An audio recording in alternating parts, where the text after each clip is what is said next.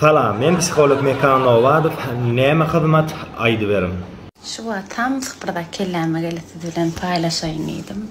Her kim şolar ýalwady üçin şaýat gelýär aýdyberim. Bunu işleyen, azap çeken, dert çeken, egnim ýagdaýa, kellem ýagdaýa. Garaz waý pulla, dogry dämdi. Başga? Men ýalyk papişo köp bolan adamlar maňa gowy düşünür. Dogry. Meselem, şu günler näme ýetiniz gelýär? Şu gün hem dogram ýetmeli, hem ýarym ýetmeli, hem palaw ýetmeli. Tuwleme isteňde elbetde näl mukdar diýesiniz gelýär? Bileňmi? Tugudana ýartyýan. Dogramaňam adat goýdurýan, öyle diýäňdänim. Ýartyny ýaňda ýarmadan çalajada atışdyrýan şeýler.